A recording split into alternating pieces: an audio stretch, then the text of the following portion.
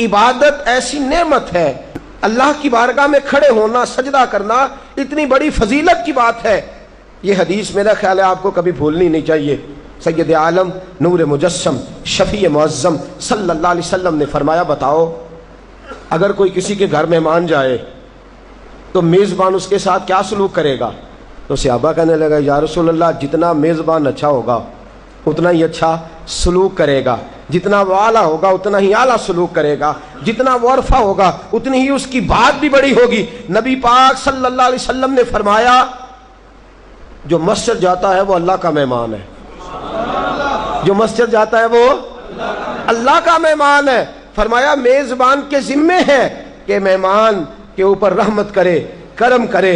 फरमाया जब तू मस्जिद जाता है तो खुदा भी रहमतों के दरवाजे खोल देता है, अल्लाह तेरे लिए फजल के दरवाजे खोल देता है। नबी पाक सल्लल्लाहु ताला अलैहि वसल्लम ने फरमाया, जब तू अपने घर से मस्जिद जाने के लिए अभी निकलता है, अभी तो गया नहीं, अभी तो निकला है, फरमाया तूने सीधा पैर उठाया है तो तेरा एक दर्जा बुलंद हो गया है, तूने उल्टा कदम उठाया है तो तेरा एक गुनाह माफ हो गया है, फिर तूने सीधा कदम उठाया है तो तेरा एक दर्जा बुलंद हो गया। अपनी अपनी तबीयत है ना। हुजूर ने हदीस सुनाई, हजरत सैयदना उसैयद बिन हुज़ैर रदी अल्लाह ताला अन्हु देहाती आदमी थे, मस्जिद नबवी से दूर घर था, मस्जिद आने जाने के लिए गधा रखा हुआ था, गधे पे बैठ के मस्जिद आते थे, नमाज पढ़ के उसी पे बैठ के लौट जाते थे। जिस दिन हुजूर ने फरमाया ना, एक कदम पे एक गुनाह माफ होता है, एक कदम पे एक नेकी मिलती है, गधा गाड़ी छोड़ा है। सहाबा कहने लगे, यार दूर का तेरा सफर है, तू आराम से गधे पे आ जा। कहने लगे, क्यों? मैं क्यों गधे पे आऊं? मैं तो रोज पैदल आऊंगा, तुम सबके थोड़े थोड़े गुनाह माफ होंगे, थोड़े थोड़े दर्जे बुलंद होंगे। मैंने चूंकि दूर से आना है, अल्लाह मेरे ज्यादा गुनाह माफ फरमाएगा, मेरे ज्यादा दर्जे बुलंद फरमाएगा, मेरे ऊपर ज्यादा करम नवाजी फरमाएगा। जो मस्जिद की तरफ चल के आया, एक एक कदम पर अल्लाह उसके दर्जे बुलंद करेगा, एक एक कदम पे अल्लाह उसके गुनाह माफ करेगा। नबी पाक सल्लल्लाहु अलैहि वसल्लम की अपनी सुन्नत क्या है? हजरत ज़ैद बिन साबित रज़ी अल्लाह ताला अन्हु फरमाते हैं, मैं एक दिन हुजूर के साथ मस्जिद की तरफ निकला, जब हम जाने लगे ना, तो जो रसूल पाक का अंदाज था ना चलने का, वो बड़ा प्यारा होता था, धीमा सा चलते थे, नज़र मुबारक झुकी रहती थी। सैयद आलम सल्लल्लाहु अलैहि वसल्लम की अदाएं ऐसी हसीन थी, तेरी सीरत तेरी सूरत ज़माने से निराली है, तेरी हर एक अदा प्यारे अदाए बेमिसाली है। फरमाया झुकी झुकी नजरों से हुजूर चलते थे। आज मैं साथ हूँ, पहले भी कई दफा साथ था, मस्जिद की तरफ जा रहे थे, किसी जगह से वापस लौटे थे, किसी के घर से मस्जिद जा रहे थे। फरमाया हल्के हल्के कदम, छोटे छोटे कदम, आहिस्ता आहिस्ता हुजूर चल रहे हैं।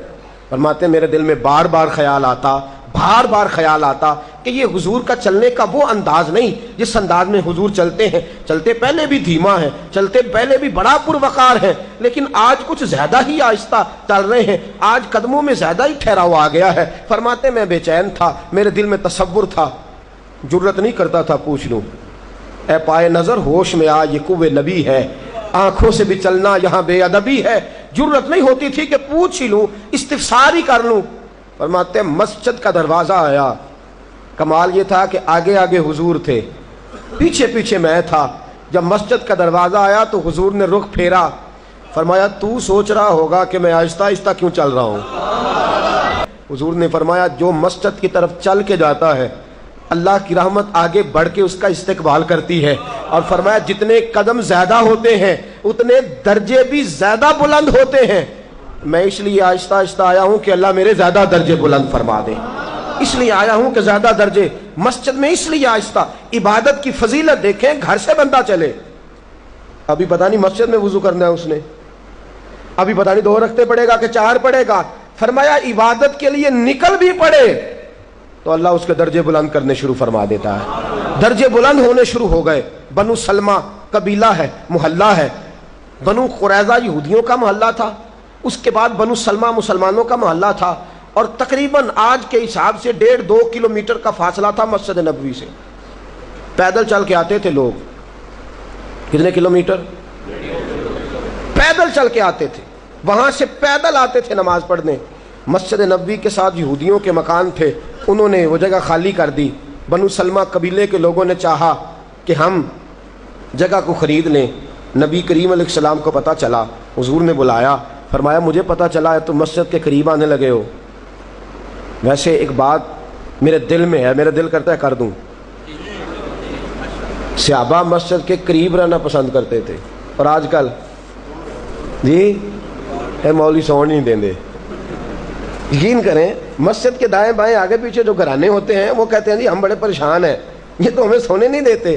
صحابہ قریب رہنا. آپ دیکھیں نا، نبی کریم علیہ السلام کا گھر دروازہ مسجد میں کھلتا ہے، حضرت صدیق اکبر کا گھر دروازہ مسجد میں کھلتا ہے، سیدہ فاطمہ جناب علی کا آستانہ دروازہ مسجد میں کھلتا ہے. صحابہ مسجد کے قریب رہنا پسند کرتے تھے. بنو سلمہ قبیلے کے لوگوں نے چاہا ہم بھی قریب آ جائیں. حضور نے بلایا، فرمایا مجھے پتہ چلا ہے تم مسجد کے قریب آنا چاہتے ہو. یا رسول اللہ دور سے چل کے آنا پڑتا ہے، ارادہ ہے قریب آ جائیں. حضور نے فرمایا دور ہی رہو، تم اس طرح کرو دور ہی رہو. کہا یا رسول اللہ کیا مطلب؟ فرمایا فرشتے جب بھی نیکیاں لکھتے ہیں عبادت کی، ابھی تک تمہارا پہلا نمبر ہے، ابھی تک تمہارا پہلا نمبر ہے.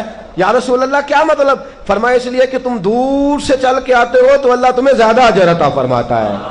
جو دور سے چل کے آئے اللہ اس سے زیادہ اجر عطا فرماتا ہے.